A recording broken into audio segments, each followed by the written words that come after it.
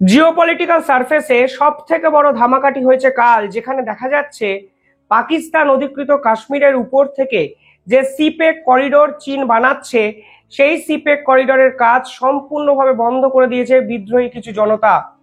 কেন তারা বিদ্রোহ করলো, এবং এই সমস্যা কি পাকিস্তানের শুধু ইন্টারনাল সমস্যা, নাকি এই সমস্যা আন্তর্জাতিক স্তরেও কিন্তু প্রভাব ফেলবে? এই একাধিক প্রশ্নের উত্তর আজকের এই প্রতিবেদনে দেব। তাহলেই আপনারা বুঝতে পারবেন কিভাবে চীনা আগ্রাসনে পাকিস্তান সম্পূর্ণভাবে শেষ হয়ে যাচ্ছে। উল্টো দিক থেকে ডোনাল্ড ট্রাম্পের আইএমএফ এই জন্য পাকিস্তানকে বাঁচিয়ে রাখার চেষ্টা করছে, এবং কোথাও না কোথাও এই লড়াইটা আমাদের আরো এক প্রতিবেশী দেশ বাংলাদেশকেও কিন্তু বিপদে ফেলতে পারে। কেন আমি বলছি এই কথা? কালকে যে খবর সামনে এসেছে সেখানে দেখা যাচ্ছে চায়না পাকিস্তান ইকোনমিক করিডোর সম্পূর্ণভাবে ব্লক করে দেওয়া হয়েছে। সেখানে সমস্ত কাজ বন্ধ, এবং কারাকোরাম হাইওয়ে, পাকিস্তানের অন্যতম বিখ্যাত একটা হাইওয়ে কারাকোরাম হাইওয়ে, এই কারাকোরাম হাইওয়েকে ব্লক করে দেওয়া হয়েছে। এবং প্রধানত এই আন্দোলনটি হয়েছে পাকিস্তানের হুঞ্জা ভ্যালিতে। এখানকার বিদ্রোহী গোষ্ঠী জনতা সিপেক করিডোরকে ব্লক করে দেয়। দেখুন, পাকিস্তানকে যেভাবে চীন গিলে খাওয়ার চেষ্টা করেছে, তার এই এই এই রকম ঘটনাগুলো হলো তারই একটা রিফ্লেকশন। আপনি বালুচিস্তানে দেখুন সিপেক করিডোরকে নিয়ে যত আন্দোলন, সিন্ধ প্রদেশে দেখুন পাকিস্তান সেনাবাহিনীর আগ্রাসন নিয়ে যত আন্দোলন, আর এরবার পিওকের এই হুঞ্জা ভ্যালি এবং কারাকোরাম হাইওয়েকে কেন্দ্র করে যত আন্দোলন, যার কেন্দ্রবিন্দুতে এই চীনা আগ্রাসন নীতি। অর্থাৎ চীন যেভাবে পাকিস্তানকে ডেপ ট্র্যাপে ফাঁসিয়ে দিয়েছে, একের পর এক অস্ত্র চুক্তি করে দেউলিয়া করে দিয়েছে, এর রিফ্লেকশন যে পাকিস্তান সরকারকে পেতেই হতো তা কিন্তু এক কথায় পরিষ্কার হয়ে গেছিল। এবার ঘটনা প্রবাহ যেদিকে যাচ্ছে তা সম্পূর্ণভাবে পাকিস্তান সরকারকে নাড়িয়ে দিচ্ছে, টলিয়ে দিচ্ছে। আন্তর্জাতিক স্তরের একাধিক মিডিয়ায় খবর প্রচার করছে, এবং এর একটা জিওপলিটিক্যাল ব্যাখ্যা তারা নিজেদের মতো করার চেষ্টা করছে। এবং যদি দক্ষিণ এশিয়ার পলিটিক্সে চীন এবং পাকিস্তানের এই রকম অবস্থা হয়, তাহলে কিন্তু এর প্রভাব কোথাও না কোথাও ভারত এবং বাংলাদেশে এসে পড়বে, এক কথায় নিশ্চিত আপনারা থাকতে পারেন। এদের দাবিটা কি, কেন এরা বিক্ষোভ করছে? দেখুন, বেসিক কিছু রাইটস নিয়ে এই বিক্ষোভ শুরু হয়। সিপেক করিডোর যখন পাকিস্তানকে সম্পূর্ণভাবে বিভিন্ন ক্ষেত্রে ডমিনেট করছে, যখন চীন পুরো প্রত্যেকটি প্রদেশে পাকিস্তানে ঢুকে গেছে, তখন মানুষের বেসিক রাইটস নিয়ে প্রশ্নচিহ্ন উঠে যায়। এই যে হুঞ্জা ভ্যালি, এই হুঞ্জা ভ্যালিতে সিপেক করিডোরের কাজের জন্য 23 ঘন্টা কারেন্ট থাকছে না। এবার আপনারা বলুন, দিনের মধ্যে 24 ঘন্টা সময়ের মধ্যে 23 ঘন্টা এদেরকে কারেন্ট ছাড়া থাকতে হচ্ছে, বিদ্যুৎ থাকছে না এদের ঘরে। এই পুরো বিষয়টা যখন তদন্ত হয়, তখন দেখা যায় সিপেক করিডোর যেখানে হচ্ছে সেই অঞ্চলগুলোতে আবার কারেন্ট থাকছে। অর্থাৎ চীন কিন্তু বিদ্যুতের সাপ্লাই নিজেদের দিকে ঘোরানোর চেষ্টা করছে, সাধারণ মানুষকে বঞ্চিত করে। ফলে সাধারণ মানুষ প্রাথমিক অবস্থায় রাস্তায় নামেন। এবার প্রাথমিক অবস্থায় যদি রাস্তায় নামেন, তখন এদের আরো কিছু দাবিকে সামনে আনতে তারা শুরু করেন। প্রথমত ইলেকট্রিসিটির একটা দাবি থাকে। নাম্বার 2, এই অঞ্চলে প্রধান দাবি হয় হেলথ কেয়ার।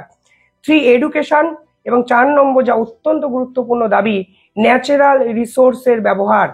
পাকিস্তানের বালুচিস্তান প্রদেশ কেন্দ্রিক যতগুলো অঞ্চল আছে, তাদের মধ্যে তাদের মাটির তলায় যে পরিমাণ খনিজ পদার্থ পাওয়া যায়, গুরুত্বপূর্ণ মিনারেলস পাওয়া যায়, তা কিন্তু এখন আন্তর্জাতিক একাধিক গুরুত্বপূর্ণ দেশের নজরে আছে।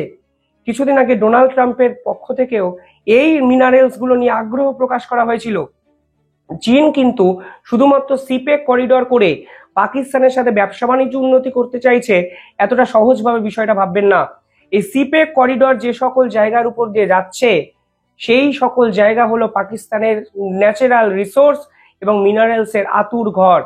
পাকিস্তানের অর্থনীতি 40% কিন্তু সেই ন্যাচারাল রিসোর্স কন্ট্রোল করতে পারে। তা নিয়ে বালুচিস্তান ইতিমধ্যে বিক্ষোভ শুরু হয়ে গেছে, বালুচিস্তানে হচ্ছে। তাদের দাবি চীনের হাতে নাকি এই ন্যাচারাল রিসোর্স, এবং সিপে করিডোর করে সরকারটাই চীনের হাতে তারা তুলে দিতে চাইছেন। আর এবার যে ঘটনা সামনে এলো, সেখানে দেখা যাচ্ছে পিওকে কেন্দ্রিক একাধিক অঞ্চলে নতুন করে বিক্ষোভ, যার ফলে সিপে করিডোরের কাজটাই তারা বন্ধ করে দিল। এবং কারাকোরাম হাইওয়ে শেষ 6 দিন ধরে বন্ধ হয়ে আছে, যা আন্তর্জাতিক স্তর খোঁজ খবর পায়নি, কালকে হঠাৎ করে প্রকাশ্যে সামনে চলে আসে। এরা কি স্লোগান তুলছে? দেখুন, এরা যে স্লোগান তুলছে তাদের মধ্যে প্রথম স্লোগান হলো CPEC can wait, our children cannot. অর্থাৎ সিপেক করিডর করে আমাদের ভবিষ্যৎ প্রজন্মকে আপনারা নষ্ট করবেন না। আপনারা এডুকেশনের সুবিধা দিন, আপনারা খাওয়ার দিন, আপনারা ইলেকট্রিসিটি দিন, আপনারা ন্যাচারাল রিসোর্সকে বিদেশি শক্তির হাতে তুলে দেবেন না। একদম সাধারণ মানুষের দাবি পাকিস্তান সরকার কিন্তু রীতিমতো টলতে শুরু করেছে। একদিকে বালুচিস্তানে আন্দোলন, যারা অলরেডি স্বাধীনতা ঘোষণা করে দিয়েছে, যেখানে পাকিস্তান সেনাপ্রধানরা ঢোকার সাহস অবধি পাচ্ছেন না, যেখানে সেনাবাহিনী ঢুকছে না, যারা অলরেডি রাষ্ট্রসংঘের স্বাধীনতার অ্যাপ্লিকেশন করে দিয়েছে, রেকগনিশন চাইছে ভারতের থেকে। অন্যদিকে সিন্ধ প্রদেশে আন্দোলন, যারা ইউএন কে দিনের পর দিন চিঠি লিখেছে হিউম্যান রাইটস ভায়োলেশনকে কেন্দ্র করে। আর কালকে যে খবর এলো সেখানে দেখা যাচ্ছে পুঞ্জা ভ্যালিতেও সিমিলার কাইন্ড অফ আন্দোলন একটা শুরু হলো, যার কেন্দ্রবিন্দুতে সেই সিপেক করিডোর, সেই চীন এবং সেই পাকিস্তান। অর্থাৎ চীন যেভাবে পাকিস্তানকে গিলে খেতে শুরু করেছে তার আভাসটা পাকিস্তানের সাধারণ মানুষের, বিভিন্ন অঞ্চলে ছড়িয়ে থাকা সাধারণ মানুষ কিন্তু রিয়েলাইজ করতে শুরু করেছেন। তারা সেকেন্ড যে স্লোগান তুলছেন তারা হলো restore hour rights, not just the lights. বলছে শুধুমাত্র ইলেকট্রিসিটি আপনাকে বাঁচাতে হবে না, লাইটস বাঁচানোর জন্য আমরা মাথায় নামিনি, আমরা আমাদের রাইটসকে বাঁচাতে চাইছি। দয়া করে আমাদের দেশের মধ্যে চীনা আধিপত্যবাদকে এস্টাবলিশ করবেন না এবং কোনো অবস্থাতে সিপেক করিডরকে করে চীনের হাতে দেশকে তুলে দেবেন না। চীন যে কিভাবে পাকিস্তানকে ফাঁসিয়ে দিয়েছে তা পাকিস্তান সরকার হয়তো এখন বুঝতে পারছেন। ভারত কিন্তু বহু আগেই বলেছিল দক্ষিণ এশিয়ার পলিটিক্সে চীন ডমিনেট করতে চাইছে, এটা বাস্তব, এটা হতেই পারে। একটা দেশে ইকোনমিক্যাল স্ট্রাকচার যে জায়গায় তারা নিয়ে গেছেন, তথ্য প্রযুক্তি ইমপ্লিমেন্টেশন যেখানে তারা করতে পারছেন, তারা ডমিনেট করতে চাইবেন, এটা বাস্তব। কিন্তু খাল কেটে কুমিরটা ডাকছে কে?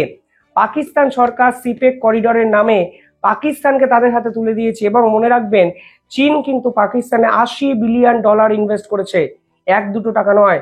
চীনের সর্বকালের ইতিহাসে সর্বোচ্চ ইনভেস্টমেন্ট কিন্তু এই ধরনের প্রজেক্ট কোনো দেশে $80 বিলিয়ন একটি প্রজেক্টের জন্য এর আগে চীন ব্যবহার করেছে বা ইউজ করেছে বলে এর আগে কিন্তু আমরা জানি না।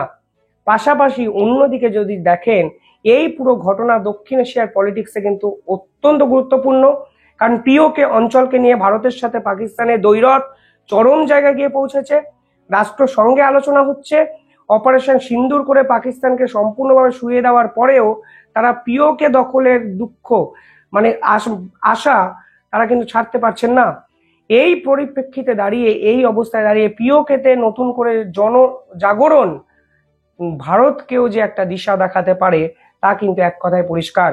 আর এই টোটাল এপিসোডটা দেখে যিনি সব থেকে আগে শিখতে পারেন তার নাম মোহাম্মদ ইউনূস।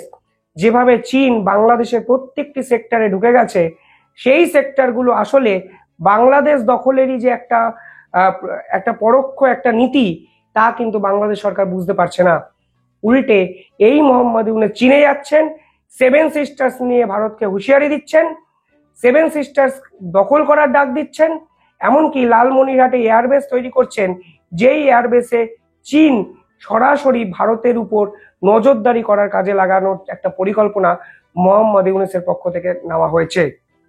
সব মিলিয়ে আজকে যেটা পাকিস্তানে হচ্ছে, মিলিয়ে নেবেন আজ থেকে 5 বছর পর বাংলাদেশেও হবে। কারণ চীন যেভাবে একের পর এক আগ্রাসন নীতি দক্ষিণ এশিয়ার একাধিক দেশকে কেন্দ্র করে নিজেদের মতো করে সাজাচ্ছে, তা থেকে বাঁচা কিন্তু মুশকিল। আর এই খাল কেটে কুমির একবার ঢুকে পড়ার পর বাঁচার মতো জায়গায় কিন্তু থাকে না। এই পরিপ্রেক্ষিতে দাঁড়িয়ে মোহাম্মদ ইউনূসকে যারা বাঁচাতে পারতেন, সেই ভারত আর বাংলাদেশের সঙ্গে সম্পর্ক রাখছে না। পাকিস্তানের এই ঘটনা দক্ষিণ এশিয়ার পলিটিক্সে অত্যন্ত তাৎপর্যপূর্ণ, এবং তাৎপর্যপূর্ণ বলেই আন্তর্জাতিক মিডিয়া এই খবরগুলো নিয়ে রীতিমতো চর্চা করছে। উল্টো আর একটা অ্যাঙ্গেলও আছে যেটা মাথায় রাখবেন, চীন যখন পাকিস্তানকে কার্যত ডমিনেট করতে চাইবে, আমেরিকা কিন্তু বসে থাকবে না। কারণ আমেরিকার নজরও কিন্তু পাকিস্তান। নূর খান এয়ারবেস ইতিমধ্যেই আমেরিকা কন্ট্রোল করতো, এরকম খবর সামনে চলে এসছে। আমি এই বিষয়ে পূর্ণাঙ্গ একটি ভিডিও বানাবো।